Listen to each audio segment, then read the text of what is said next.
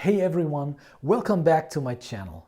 Today we take a look at something really interesting. Well, all of you know when we picture Jimi Hendrix, we see him with a white Stratocaster and a Marshall stack. But today we are taking a trip back in time just to the point before Jimi Hendrix became the legend we all know. We're going to take a look at the other gear he was using, the gear that no one talks about today. In this video, we'll dive into an interesting phase prior to the point where Jimi took off.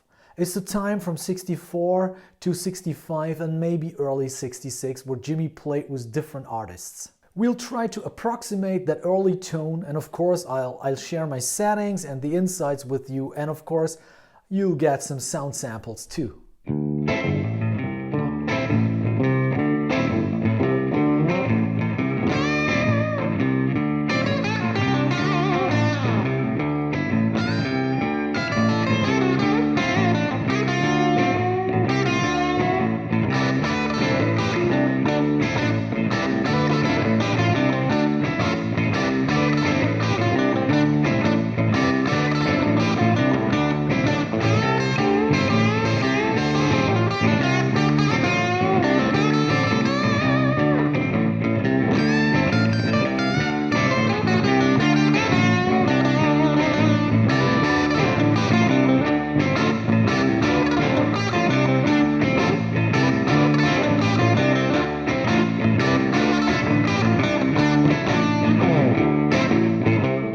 During my research, I found many photos of Jimi playing various guitars, such as a Supro, Ozark, or an Epiphone Wilshire.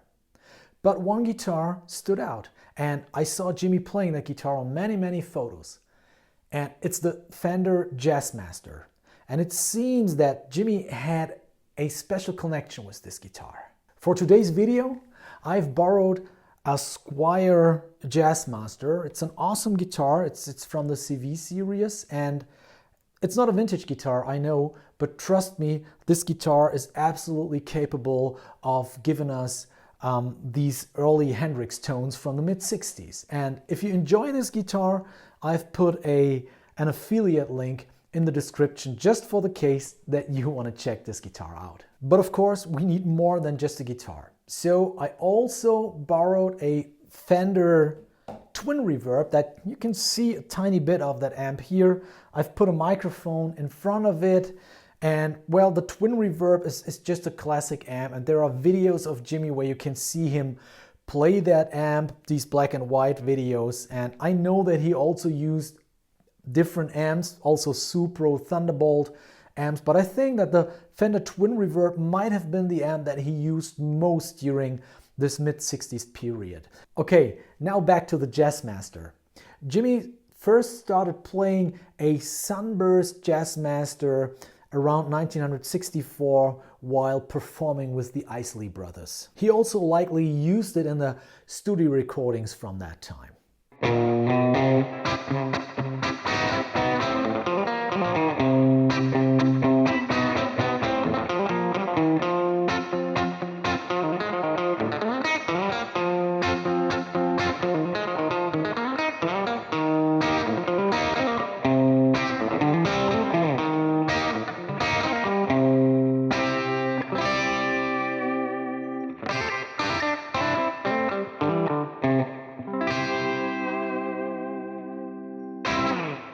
Well, what can I say? These clean tones of the Jazzmaster in combination with the Fender Twin Reverb are really perfect for backing up soulful vocalists. And Jimi's rhythm work was so unique that I think that this guitar played a big role in shaping his rhythm style.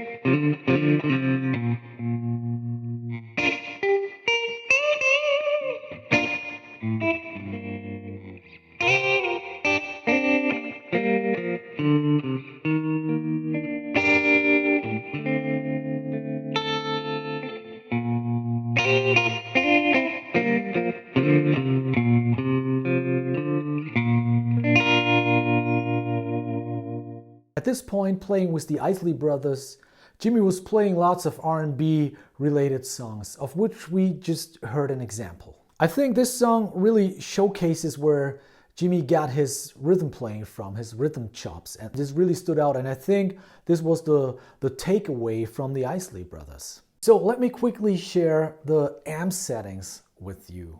And we hear two different sounds. We hear a more overdriven sound and we hear a clean sound. So let's talk about the clean sound. What I did was I dialed in the Fender Magic 6. So if you haven't heard about the Magic 6, I'm sure Jimi was a well-experienced traveling musician, and he definitely heard about that, and many pro musicians have heard about the Magic 6. So what is the Magic 6? The Magic 6 is volume on 6, treble on 6, middle on 3, and bass on 2. So if you multiply the middle and the bass settings, so it's 3 by 2, you have another 6. So it's 666, volume 6, treble 6, middle 2, and bass 2. And I think there were two sounds actually that Jimi was using. In the studio, when he was playing all these R&B soulful stuff, he was using the Magic 6 setting. I'm quite convinced about that. But when I go back and I listen to his live recordings with Curtis Knight, you hear a more overdriven guitar. But at that time, Jimi didn't have an overdrive or a fuzz. And I think that he just dimed the twin, if it was the twin. We are never sure, but just for the twin, there are sounds, especially in the intro of this video, where I played an excerpt of Driving South. That's for the solo sound where I just dimed the volume. I put it on 10. Regarding the guitar, well, I'm switching. I'm not using the upper circuit, which is the jazz circuit. It sounds a little darker. I'm not using this. I'm just, fiddling around down here with the middle, the neck, and the bridge position. And yeah, for the Magic 6 setting, the volume is on 10 all the time. And when I use the other setting where the volume is dimed, I'm backing up a little bit. And that's a typical Jimi way, backing to 7, playing rhythm, and then just going to 10. But bear in mind, if the amp is dimed and you go back to 7, it will never be as transparent, clean, and crisp as it will be with the Magic 6 setting. So let's move on to 1965. Something really interesting happened. Jimi was still playing that Sunburst Jazzmaster, and in 1965 he had a TV appearance with a duo called Buddy and Stacy. And on TV, he performed a song called Shotgun. And there is a video on YouTube, and you should definitely go watch it. You can really immediately make out Jimi, with his moves, and, he's driving with his arm on the neck and all that stuff and whatever. And, well, here's a little excerpt of Shotgun, a lick in the style of Shotgun.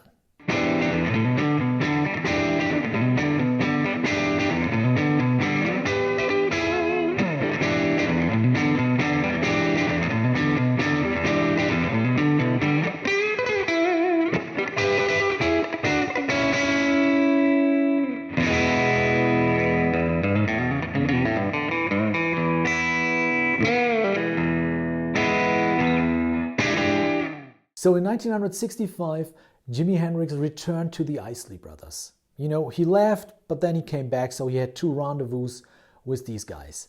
And he kept using the Jazzmaster. And here's a picture of the famous Grotto, which is a venue in New York. And you can clearly see Jimi using the Sunburst one, the Sunburst Jazzmaster. In these days, talking about the style like R&B, blues, and soul and all that stuff. Band leaders like the Isley Brothers or like Curtis Knight and King Curtis and Little Richard, they really focused on vocals and rhythm. And Jimi really rarely got the chance to play a solo. Of course, he played solos, and sometimes they gave him a little spot with an instrumental, but you cannot compare this to his later career. And also it was risky, when he did sneak a solo in, it was really risky that he could have been fired for it. But there's one recording with Little Richard, and Little Richard is really the artist that I least expected it, but he gave Jimmy the chance to play some really, really cool licks in that song, and we'll hear an excerpt of that song. The song is called I Ain't What You Do.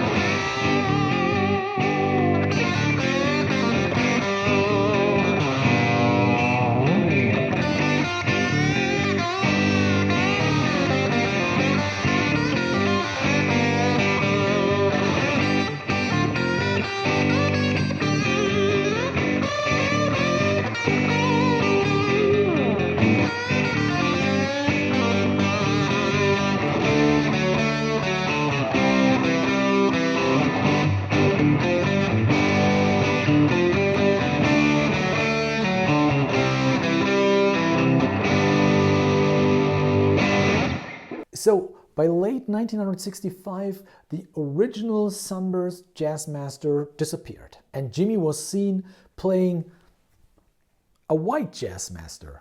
And he played that white Jazzmaster when he played with King Curtis.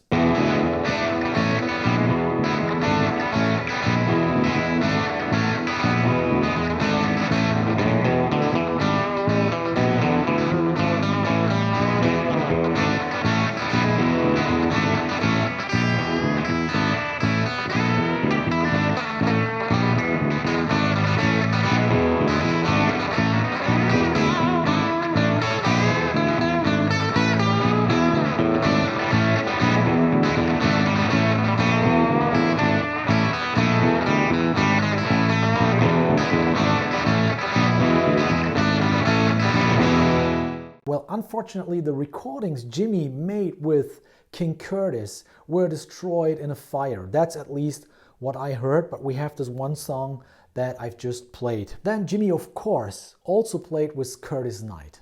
And, well, there was a strong bond between Jimmy and Curtis Knight. And when Jimmy started was a Jazzmaster while playing with Curtis, and then later on, I think he switched to a Jaguar. So let me also play another Curtis Knight riff for you.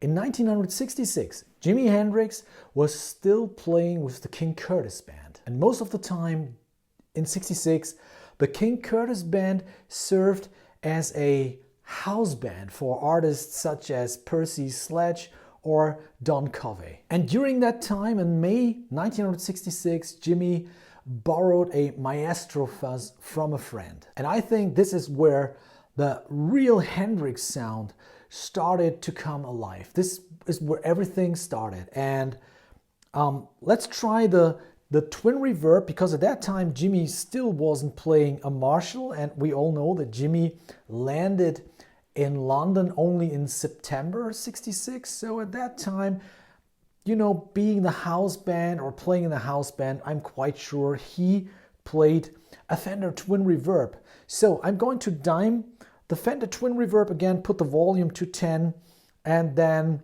I'll attach a pedal that's imitating the Maestro Fuzz. And let's hear what this sounds like.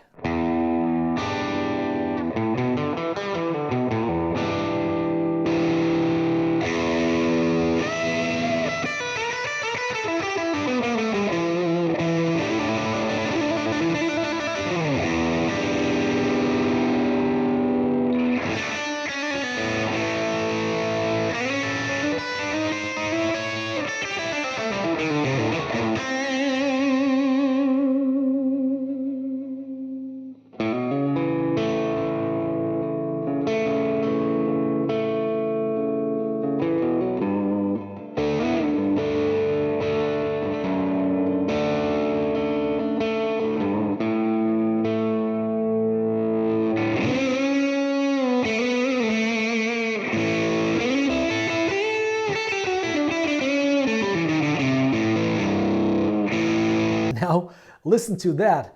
I think the overdriven sound is really the blueprint for songs like Purple Haze and Foxy Lady. During my research, I found out that the Jazzmaster wasn't just an early phase guitar for Jimi. It was a longer lasting love affair between Jimi and this type of guitar. He still used it while playing with the Experience, did you know? And he did so especially in the early days up to '68. And here is a photo of Jimi opening a show with Are You Experienced? And he's using a Sunburst Jazzmaster again. And by the way, it's not the Jazzmaster that he was using from '64 to '65. And what I found truly amazing during my research is when listening to these recordings and watching some of the video material, I always wonder how Jimi made such a massive leap from being a backup guitarist. You know, he played that R&B style and he played with a clean amp and all that stuff, and how he made that leap to becoming one of the greatest guitarists, one of the greatest artists of all time. And, you know, I think that the Jazzmaster played a huge role in this whole story. Okay, guys, I hope you enjoyed this trip back in time. Let me know what you think and let me know what you know that I haven't mentioned in this video about this time period. I'm really looking forward to reading your comments. Don't forget to like this video, to subscribe to the channel, and to use the PayPal link to support this channel.